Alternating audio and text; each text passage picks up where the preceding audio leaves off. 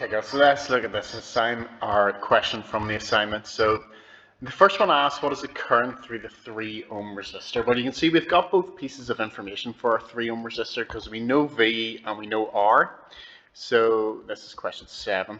So we can do V equals IR, 12 equals I times 3, divide both sides by 3, gives us the current being 4 amps. Okay. Question 8 then asks, what is the voltage across a 5 ohm resistor? So we're trying to find the voltage here. Now it's not the same because they have different resistances, they're going to get different voltages, but what we do know is the current that went through there was 4 amps, and the 5 ohm resistor is in series with the 3 ohm resistor, so 4 amps goes through the 3 ohm resistor, and it also goes through the 5 ohm resistor. So we can do V equals IR, just looking at this kind of section. Voltage equals current, which is 4, times the resistance, which is 5.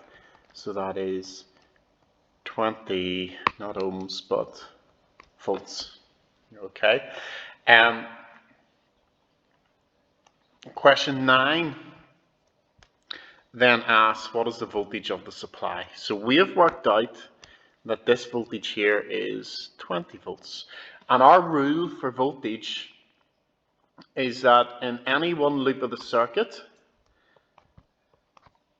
the voltages, the sum of the voltage across all the components must add up to give the supply voltage. So if we go in this loop around our circuit, the voltages must add up to give the supply voltage. We've got 12 and we have got 20, which gives us a total voltage of 32 volts. Okay. And I've just noticed that I think I put the wrong answer in for that, so I'll get that changed and get them recorrected. Okay. So we just add the 12 and the 20, and that gives us 32 volts. Okay. Question 10. Then is a new circuit, so we have our supply voltage. We're told there's 24 amps going through a 4 ohm resistor. That then splits in the parallel circuit. 8 amps goes this way through our 20 ohm resistor. There's a 10 ohm resistor down here, and then it goes back round to our supply. Okay, and the first question asks, what is the total resistance? Well, the first thing I do is I add these 2 resistors in parallel. Okay, so because they're in parallel, we have to use this equation. So we do 1 over RT equals 1 over 20 plus 1 over 10, which gives us 3 over 20.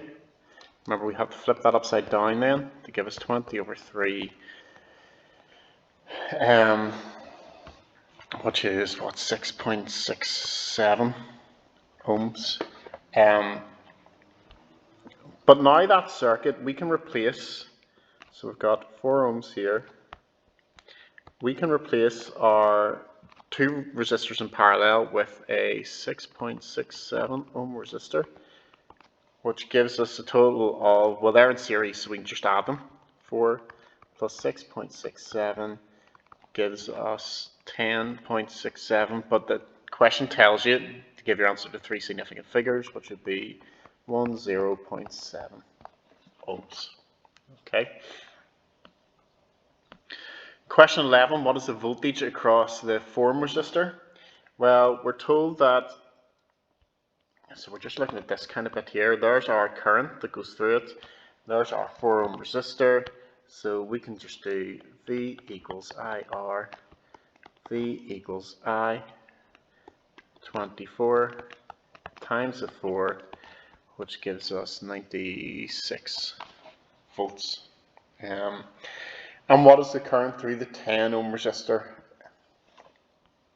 Well, if we look at our 24 amps, it will flow through our 4 ohm resistor, so it'll be 24 amps down here. It doesn't have anywhere else to go.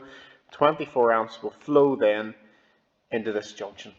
And 8 amps go up and through the 20 ohms, but you have to remember current is like cars, so if 24 cars go in this junction and 8 go this way, the others must go down this way, okay? So whatever current flows into a junction must flow out. So 24 goes in, 24 must come out, 8 go this way, which means that this must be 16 amps, okay?